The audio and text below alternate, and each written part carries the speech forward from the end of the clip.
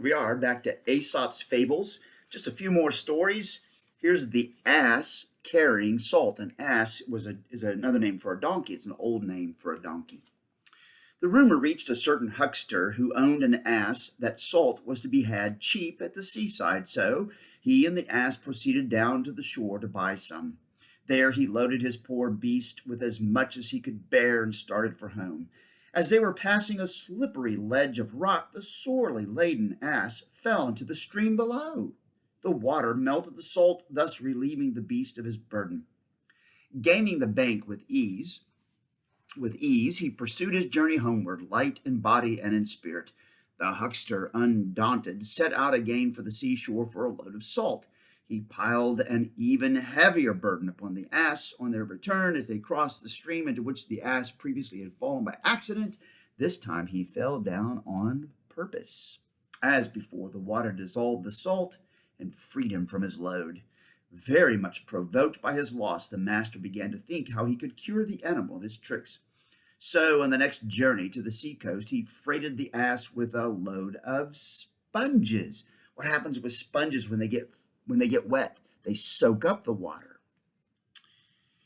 When they arrived at the same stream as before, the beast was up to his old tricks once more. No sooner was he in the river than the sponges became soaked with water, and instead of lightening his burden, he found as he staggered homeward that he had more than doubled the weight of it.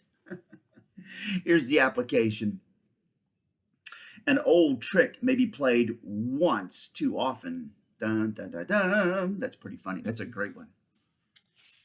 All right, here's the next one. It's called The Gnat and the Bull. The Gnat and the Bull. Remember, gnats are little bitty bugs, teeny weeny bugs. They pester us. They just pester you.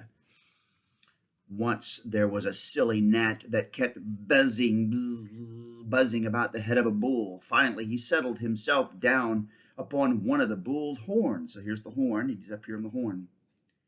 "Pardon me, sir, Mr. Bull," he said, "if I am inconveniencing you. If my weight in any way is burdensome to you, pray say so, and I will be off in a moment."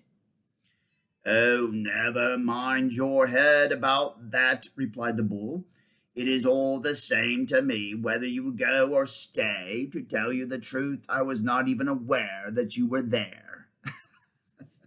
The smaller the mind, the greater the conceit. Ah, that's pretty funny. There's a very powerful story in that. The smaller the mind, the greater the conceit. I like that story. Here's the hare, H-A-R-E. Do you see that? H-A-R-E. When it's spelled that way, it means rabbit. The hare with many friends. There was once a hare who had so many friends in the forest and the field that she truly felt herself to be the most popular member of the animal kingdom. One day she heard the hounds approaching. "Why should a popular creature like me have to run for her life every time she hears a dog?" said she to herself. So she went to the horse and asked him to carry her away from the hounds on his back. "There is nothing I would rather do, friend hare," said the horse. "But unfortunately, right now, have some important work to do for my master.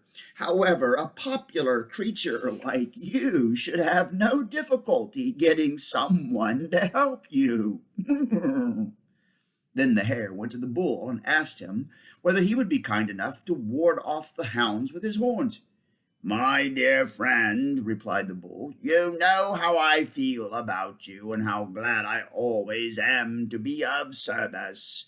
But at this very moment I have an appointment with a lady. Why don't you ask our mutual friend the goat?" But the goat was too busy, and so was the ram, and so were the calf, and the pig, and the ass. Each assured the hare of his undying friendship and anxiety to aid her in her trouble, but each had some excuse which prevented him from performing the service. By this time the hounds were quite near, so the hare took to her heels and luckily escaped. He who has many friends has no friends. Woo! That's pretty important. He who has many friends has no friends. One more story, shall we? The hare and the hound. Remember, a hare is a rabbit.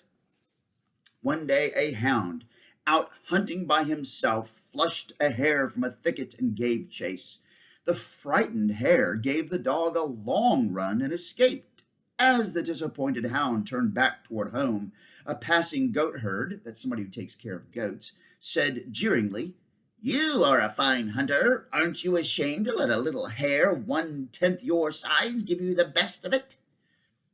"You forget," replied the hound, "that I was only running for my supper, but the hare was running for his life." Necessity is our strongest weapon. That's the moral of that story.